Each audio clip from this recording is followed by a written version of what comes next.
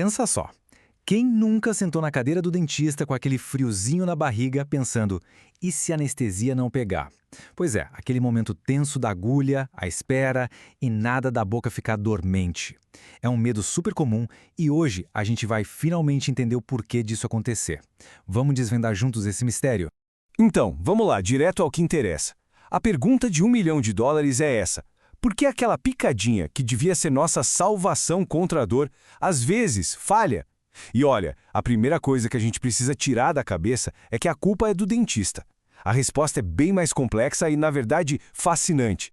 A chave para esse enigma todo não está na habilidade de quem aplica, mas sim na ciência. É pura química, acontecendo ali, dentro do nosso corpo.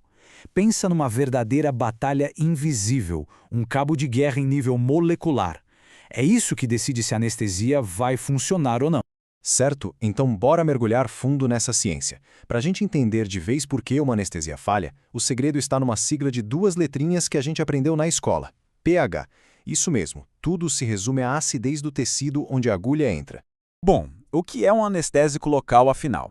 De forma bem simples, é uma molécula, vamos chamar ela de RN, ok? O trabalho dessa molécula RN é bem específico. Ela precisa entrar no nervo como se fosse uma chave para trancar a porta da dor. Se ela consegue entrar, o sinal de dor não passa e a gente não sente nada. Simples assim. E é aqui que a mágica ou a falta dela acontece. Olha só que interessante a diferença. Um tecido normal, saudável, tem um pH de mais ou menos 7,4, quase neutro. Agora pega um tecido inflamado, infeccionado, o pH despenca para um 5,5, fica bem mais ácido. E, gente, essa mudança de acidez, ela muda o jogo completamente. É aqui que entra em cena o grande vilão da nossa história. Um fenômeno com um nome complicado, aprisionamento de íons. Imagina o seguinte, naquele ambiente ácido da inflamação, a nossa molécula-chave, a RN, é forçada a carregar uma mochila de íons nas costas.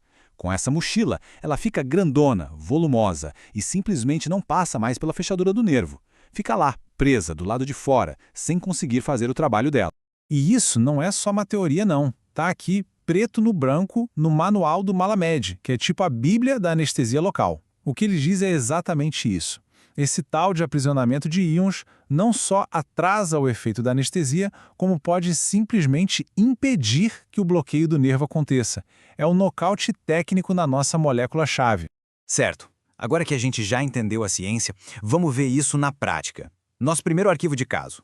O famoso e temido dente quente. Sabe? Aquele dente com uma infecção braba, super dolorido, que parece que simplesmente se recusa a ser anestesiado. Então, qual é a jogada do dentista para vencer essa batalha? Primeiro de tudo, a regra de ouro. Nunca injetar direto na área da infecção. A estratégia mais inteligente é fazer um bloqueio de nervo regional. É como desligar o disjuntor principal lá longe, bem antes do fio chegar na área ácida. E para casos mais difíceis, existe até uma técnica que vai direto no osso, a intraóssea, desviando totalmente do campo minado da infecção. Ok, vamos para o nosso segundo arquivo de caso, que muda completamente o cenário. Agora vamos falar das crianças. Com os pequenos, o desafio não é tanto a anestesia falhar, mas sim os riscos que vêm junto com ela. É um jogo totalmente diferente. A anatomia da criançada é bem particular. O osso deles é mais poroso, menos denso. Isso até ajuda o anestésico a se espalhar melhor. Só que o corpinho é menor, o metabolismo é outro, e é aí que mora o perigo. O cálculo da dose tem que ser feito com uma precisão cirúrgica.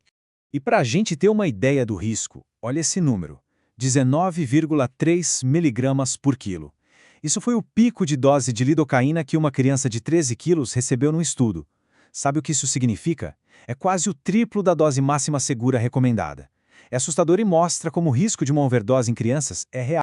E o perigo não acaba quando o procedimento termina. Pelo contrário, um dos maiores riscos é a autolesão. A criança fica com a boca, o lábio, a bochecha dormente por horas e, sem sentir, ela pode morder, mastigar e acabar se machucando feio. É uma complicação séria e a orientação dos pais depois do procedimento é absolutamente essencial. Vamos abrir nosso terceiro e último arquivo de caso, as cirurgias. Aqui, a anestesia tem uma missão dupla. Não basta só tirar a dor. Ela precisa ajudar a controlar o sangramento também. É um trabalho 2 em 1. Pois é, durante uma cirurgia, o anestésico local vira um super-herói com 2 poderes. O primeiro a gente já conhece, bloquear a dor. Mas o segundo é igualmente importante. Ele vira uma ferramenta crucial na mão do cirurgião para manter a área da cirurgia limpa, com pouco sangue e segura. E como ele faz essa mágica?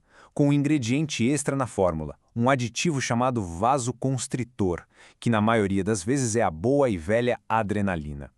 O que ela faz? Basicamente, ela aperta os vasos sanguíneos da região, como se estivesse fechando uma torneira. Isso reduz muito o fluxo de sangue, um efeito chamado hemostasia, que é vital para o sucesso da cirurgia. E olha, os números não mentem. Dá uma olhada nesse gráfico. Em cirurgias na gengiva, por exemplo, usar um anestésico puro, sem a adrenalina, pode causar um sangramento 2 a 3 vezes maior. É uma diferença brutal. Fica claro quanto esse aditivo é importante. Mas a nossa jornada não acaba quando o motorzinho do dentista desliga. Na verdade, começa um novo desafio. Como lidar com a dor quando o efeito da anestesia finalmente vai embora? E a odontologia moderna já pensa nisso de forma bem estratégica. No finalzinho da cirurgia, o dentista pode aplicar um anestésico especial, de longa duração, como a bupivacaína. Ele cria uma espécie de ponte de alívio que dura até 8 horas. É o tempo perfeito para chegar em casa, tomar um analgésico e esperar ele começar a fazer efeito com calma. E qual analgésico tomar? Bom, a ciência também ajuda a gente a decidir. Essa tabela, da Liga de Oxford, é super legal. Ela usa uma medida chamada NNT, ou número necessário para tratar. Basicamente, ela diz quantas pessoas precisam tomar um remédio para que pelo menos uma sinta um alívio de verdade. E a regra é clara, quanto menor esse número, melhor. E olha só quem se destaca para a dor de dente. O ibuprofeno, com NNT de 1,7, é campeão. E juntando todas as peças, o objetivo final do controle da dor hoje em dia é muito claro. É usar uma combinação inteligente, anestésicos de longa duração aplicados no consultório, com anti-inflamatórios eficazes como o ibuprofeno para tomar em casa. Essa dupla não só controla a dor muito bem, como, isso é importantíssimo, ajuda a diminuir muito a necessidade de usar analgésicos mais fortes e viciantes como os opioides. Uau! A gente viu que a anestesia falhar é pura química. Vimos que cuidar das crianças exige uma precisão absurda. E que a tecnologia hoje nos dá ferramentas incríveis para controlar não só a dor, mas até o sangramento. Depois de tudo isso, fica a pergunta no ar. Com tanto avanço, será que a gente está cada vez mais perto de um futuro onde ir ao dentista seja uma experiência sem dor nenhuma? Fica aí a reflexão.